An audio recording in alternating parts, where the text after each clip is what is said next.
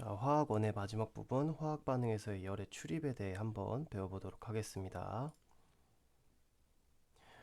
화학 반응은 크게 두 가지로 나눌 수 있는데요. 발열 반응과 흡열 반응으로 나눌 수 있습니다.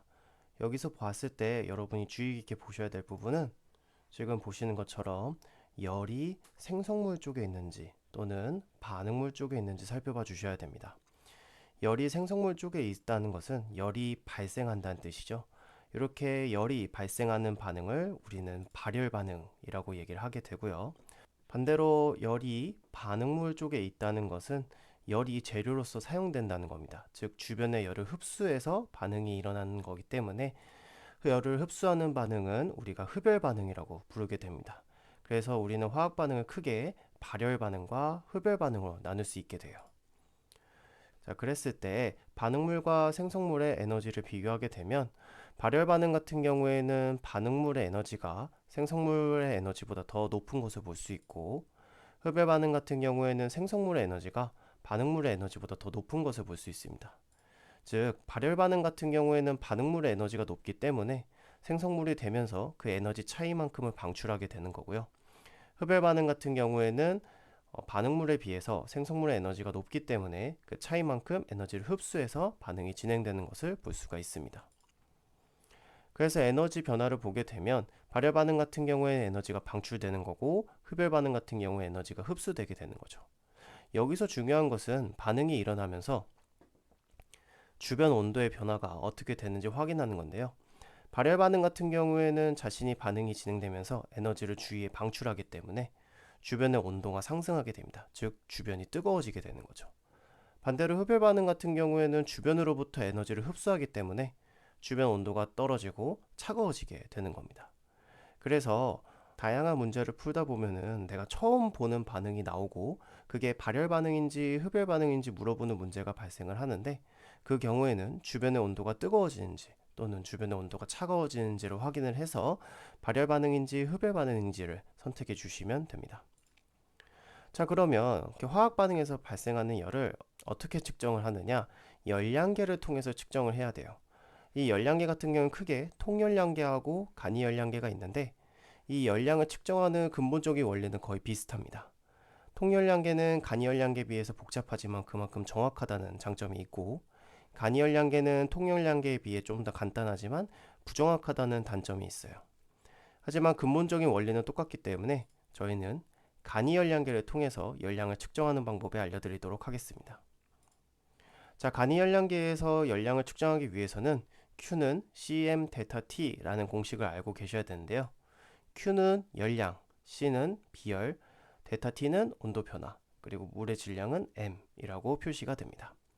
그래서 결국엔 열량이라는 것은 비열 곱하기 온도 변화 곱하기 물의 질량으로 표현이 되는데, 왜 이게 이렇게 계산되는지 원리를 알려드리자면, 우선 우리가 비열이라는 것은 어떤 물질 1g의 온도를 1도 높이는 데 필요한 열량을 비열이라고 합니다. 그런데 물의 비열이니까 물 1g의 온도를 1도 높이는 데 필요한 열량이 돼요. 근데 여기에 물의 질량을 곱하게 되죠.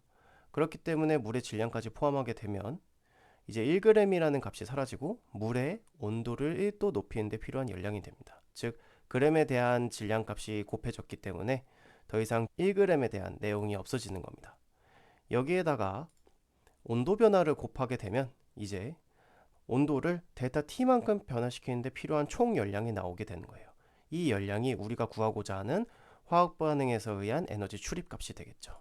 즉 화학 반응에서 출입하는 열량은 물의 비열, 물의 질량, 온도 변화를 곱해서 구하게 됩니다. 네, 그래서 여러분들이 이 Q는 cm 델타 T라는 공식을 알고 있어야 되는데요. 이 공식을 가지고 우리가 실험을 한다고 가정을 한다면 이 물속에서 반응을 일으키고 반응이 일어나면서 열이 방출되거나 흡수되게 되는데요. 간이 열량계 안에서 반응을 진행시키고 그 반응에서 출입하는 열에 의해서 물의 온도가 변하게 될 겁니다. 그럼 그 물의 온도를 온도계를 통해 확인해서 물이 얼마만큼의 열량을 흡수 또는 빼앗겼는지 계산을 하게 되면 화학 반응에서 출입하는 열을 계산할 수 있게 됩니다. 그러면 문제는 어떻게 나오냐? 교과서에 있는 문제를 확인해 보면요, 이런 식으로 나오게 됩니다. 한번 같이 풀어볼게요. 25도씨 0.1 몰롱도 수산화 나트륨 수용액 100g에 25도씨 0.1 몰롱도 염산 100g을 넣어 완전히 중화시킨다고 합니다. 중화 반응을 일으키니까 중화열이 방출될 거라고 우리가 예상할 수 있어요. 그래서 혼합 용액의 최고 온도가 32도가 되었다고 합니다. 이 반응에서 방출한 열량을 구해보자고 하는데 비열은 4줄/g 도씨로 지금 조건이 주어지는 것을 확인할 수 있습니다. 그럼 역시나 공식을 갖고 와야 되겠죠? 우리는 물의 비열과 물의 질량과 그리고 온도 변화를 갖고 와서 찾으시면 됩니다. 먼저 물의 비열, 여기서는 용액의 비열이 되겠죠. 용액의 비열은 여기 보이시는 것처럼 4로 나오는 것을 알 수가 있습니다. 자, 그 다음에는 물의 질량을 곱해야 되는데 비열의 단위를 봤더니 그램으로 표시되는 것을 볼 수 있어요. 그러니까 곱해야 될 용액의 질량도 그램 단위로 구하시면 됩니다. 그래서 문제를 살펴봤더니 수산나트륨 100g과 염산 100g을 혼합한다고 되어 있었죠. 네, 그래서 총 200g의 질량이 됩니다. 마지막으로 온도 변화는 25도씨였었던 용액이 32도가 되었다고 했죠. 총 7도가 변했기 때문에 7의 값을 곱해 주시면 됩니다. 그래서 4 곱하기 200 곱하기 7을 하게 되면 5600줄이 나오게 돼요. 이 비열의 단위가 줄이기 때문에 줄로 값이 나오는 겁니다. 그런데 문제에서는 킬로줄로 구해달라고 하고 있죠. 1000줄은 1kg이기 때문에 5600을 1000으로 나누게 되면 5.6kg이 되게 될 것입니다. 그래서 정답은 5.6kg이 되게 됩니다. 자, 그럼 이제 마지막으로 우리 부교재의 마지막 빈칸을 채워보도록 하겠습니다. 자, 27번 빈칸. 화학 반응이 일어날 때 열이 방출하는 반응입니다. 이것은 발열 반응이 되겠죠. 그 다음에 화학 반응이 일어날 때 열을 흡수하는 반응은 흡열 반응이 될 겁니다. 자, 발열 반응 같은 경우에는 주위의 온도가 증가하게 되고 흡열 반응 같은 경우에는 주위의 온도가 감소하게 됩니다. 예시나 이용 방법을 한번 읽어보시기 바랍니다. 화학 반응에서 출입하는 열을 측정하는 방법은 열량계를 사용하는 건데요. 열량계는 크게 두 가지 종류가 있습니다. 31번 빈칸에는 간이 열량계의 그림이 나오고 있고요. 32번 빈칸에는 통 열량계의 그림이 나오고 있습니다. 그래서 간이 열량계 같은 경우에는 구조가 간단하다는 장점이 있고 통 열량계 같은 경우에는 비교적 정확하게 측정할 수 있다는 장점이 있다는 것을 확인할 수 있습니다. 여기까지 하면 드디어 화학 1의 모든 진도가 끝나게 됩니다. 여러분 화학 어려워서 따라오느라 힘들었을 텐데 잘 따라와 주셔서 감사하고요. 그동안 고생 많으셨습니다.